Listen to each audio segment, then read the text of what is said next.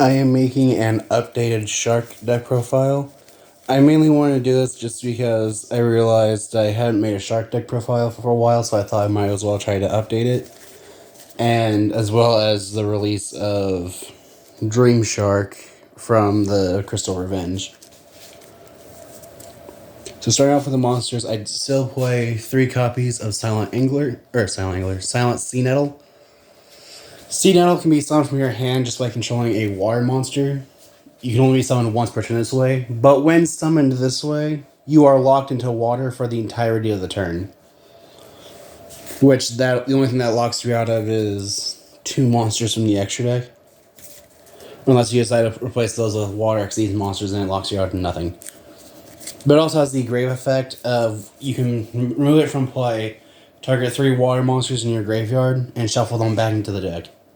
So typically I'll use that to recycle Xyz monsters. Then I play 3 copies of Silent Angler. Silent Angler has the same summoning condition as Silent Sea Nettle. The only difference is if you summon Silent Angler from your hand from its effect, then you cannot summon monsters from your hand for the rest of the turn. Then I play 2 copies of Lantern Shark.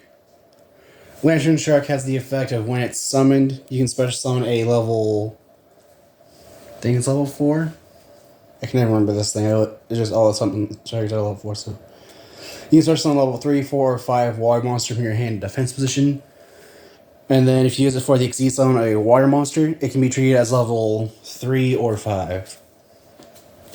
Then I also play 3 copies of Buzzsaw Shark. Buzzsaw Shark has the effect that once per turn, you can target one... You don't remember, it's water monster or fish.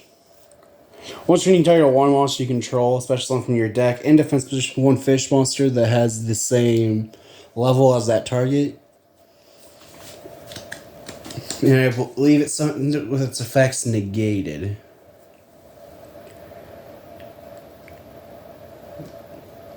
Okay. Its activated effects are negated, but you cannot summon the extra deck except for Xyz, which is fine because the entire extra deck is Xyz. And then it also has the same effect as Lantern Shark, where it can be treated as levels 3 or 5 for the Xyz summon of a water monster.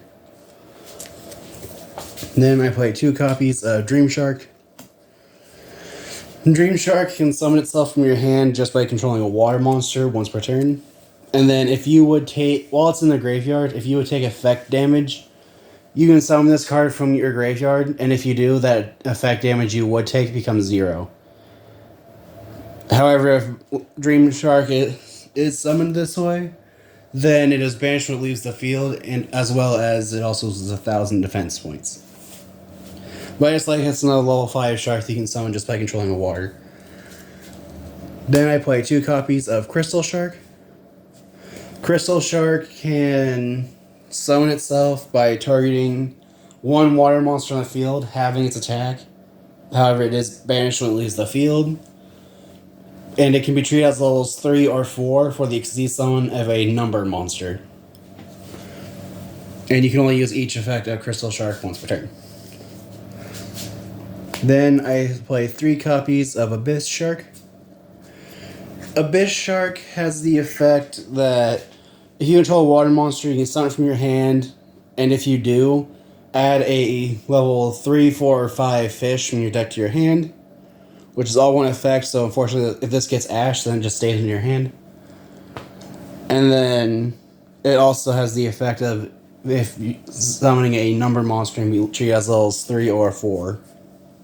And you can only summon Abyss Shark by its own effect once per turn. Then for the hand traps, I play 3 copies of Effect Veiler.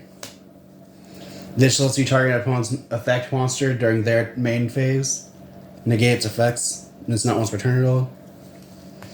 Then I play 3 copies of Ghost Spell, just because the locals I go to, there are a couple people that play Tearlament, and this is pretty good against them. Then I play 3 copies of Ghost Ogre and Snow Rabbit.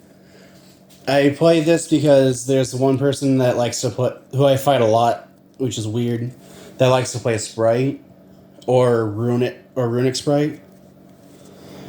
But if you use this on Gigantic Sprite, then they just lose. Or lose. They just pass. At least from my experience.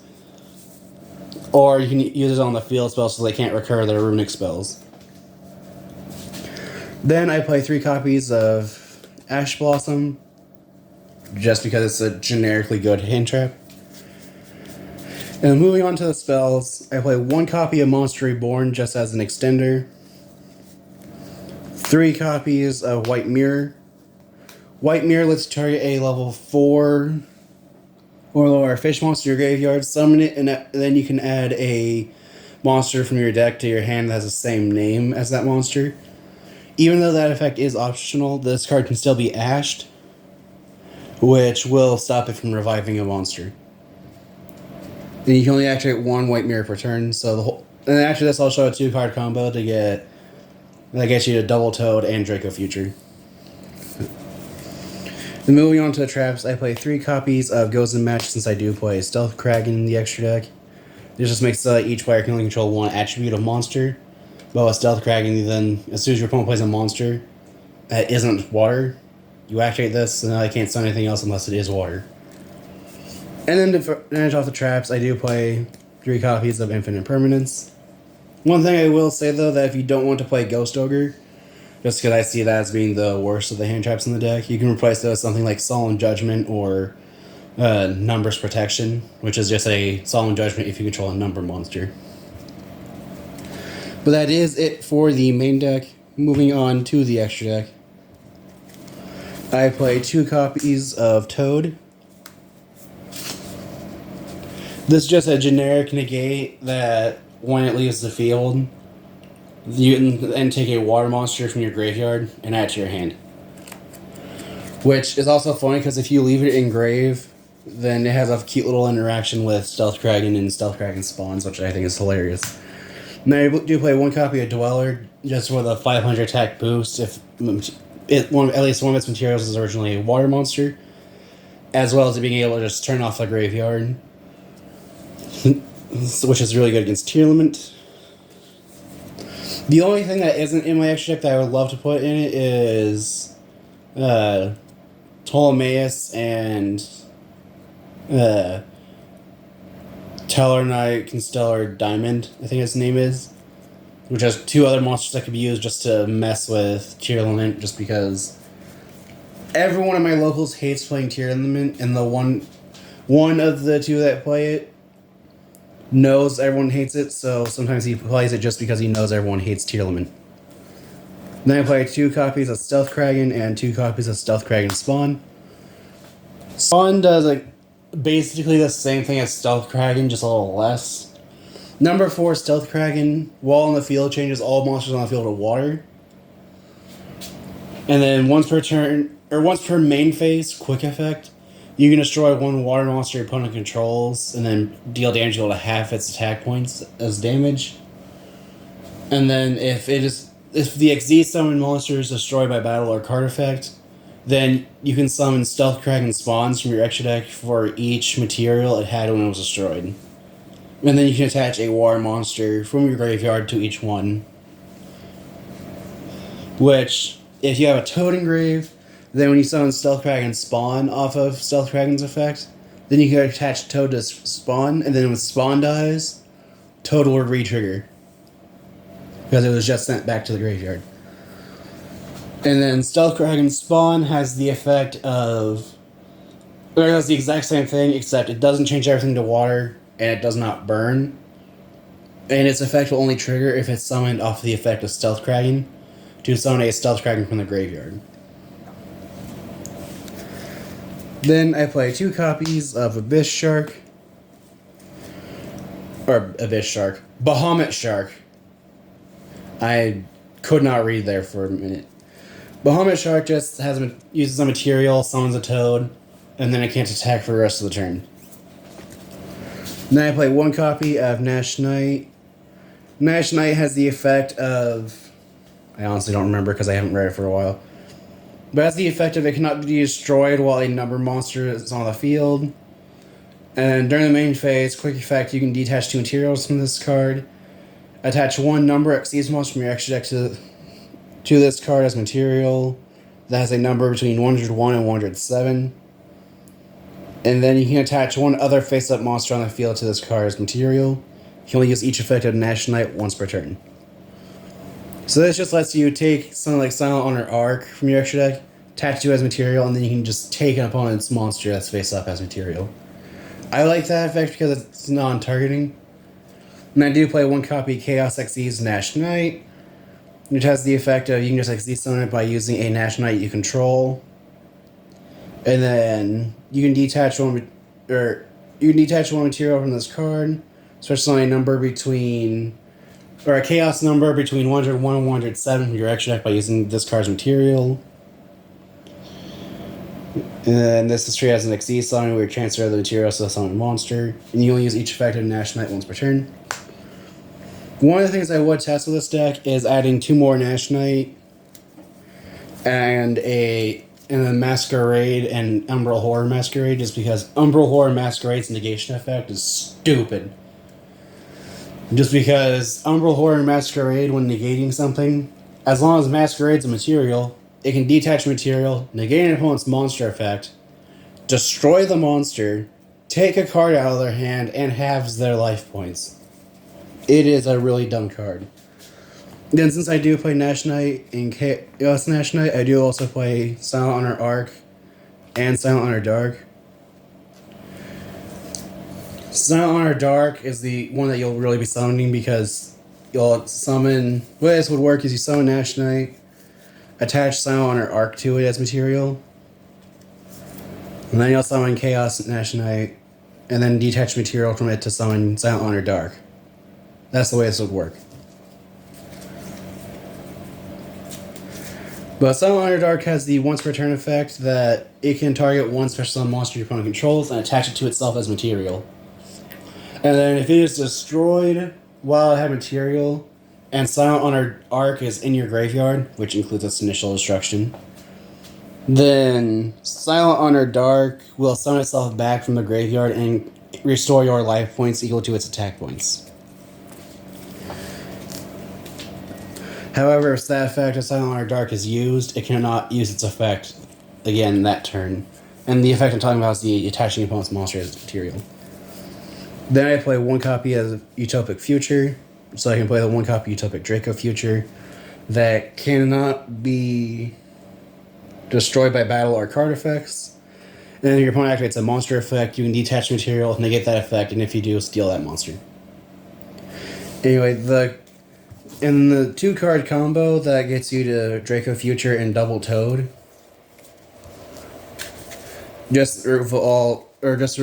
just need to have White Mirror and Buzzsaw Shark. Because the way this would work is you summon Buzzsaw, activate Buzzsaw's effect, targeting itself to summon Silent Angler.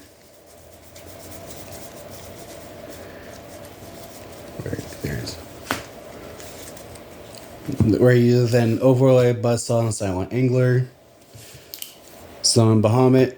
Bahamut then detaches the Silent Angler, summon a Toad. And the best part is this is just Toad will be your 4th summon, so Nibiru doesn't really hurt you that much. Then you use White Mirror, bring back the Angler, and then search for another Angler. And then you can summon Angler off of its own effect. Overlay the 2 for another Bahamut Shark. Bahamut Shark summons another Toad. And since you have 2 Xyz monsters of the same rank that aren't numbers, you overlay them. Oh, guess I should have told you there since you can't see the other one. So now you summon Draco Future. Or you summon Utopic Future, and then you use Utopic Future to summon Draco Future. So off of just 2 cards, you have these, and you still have 3 other cards. So just do a little shuffle. I don't remember how, but depending on your hand, you can actually do this while also having a Stealth Kraken and Gozen Mash in play, which I find to be really dumb. Because unless your opponent's using Gamma Seal, you can't be Kaiju, you can't be Lava Golem, you can't be Sphere Moded. Because with Gozen Match, you can only control water monsters. So let's see, Dream Shark, Gozen, and Silent Xeno. So yeah, with this hand, with the other 3 cards, before you would have summoned the second or Silent Angler from with its effect, you could summon the Dream Shark. Oh, no. I see the issue here now is that rather you wouldn't be able to do. Oh, well. Point is, that 2-card combo to get these is just Buzzsaw and White Mirror. Because the other 3 cards that would have been in hand when I did the shuffling were these 3. Which, you could get a Stealth Kraken and just keep the 2 Bahamut Sharks in play. But that is it for my Shark deck profile. If you have any ideas what you can do to improve the deck, any ideas decks I can see be made in the future, or decks you like to see face each other, feel free to comment down below. Thanks for watching.